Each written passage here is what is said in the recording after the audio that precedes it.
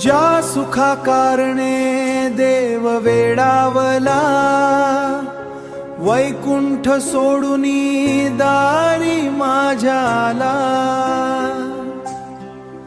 माझ्या रिकाम्या हाताला हात देऊनी,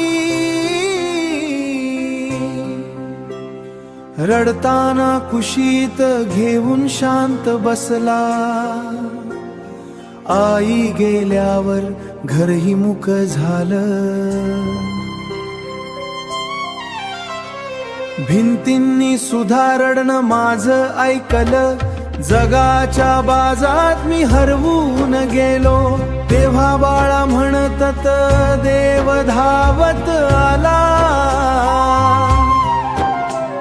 नामंत्र होताना मोठी पूजा, फक्त डोळ्यात माझ्या दुखाचा पाऊस होता.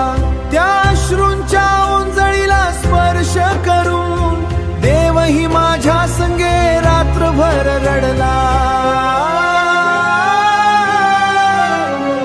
रिकाम्या ताटाला बघून आई रडायची. विठ्ठला रे म्हणता म्हणता झोपायची.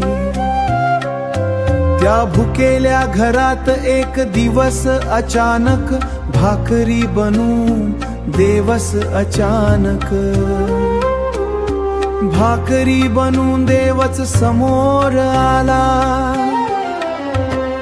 फाटकी चादर तुटलेलं छप्पर, तरी नाम घेताच स्वर मसरला घरभर.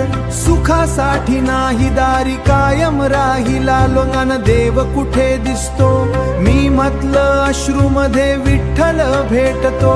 ज्यांच्या नशिबी फक्त वेदना लिहिल्या, त्यांच्या मिठीत जास्त रडतो. तुकारामाच्या अभंगात हरवून गेला, चोखोबाच्या मातीत शांत झोपला.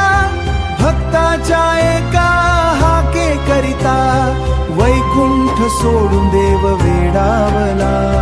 ज्या सुखा कारणे देव वेडावला, भक्ताच्या अश्रूमध्ये कायम राही. देव वेडावला, भक्ताच्या अश्रूमध्ये कायम राहिला.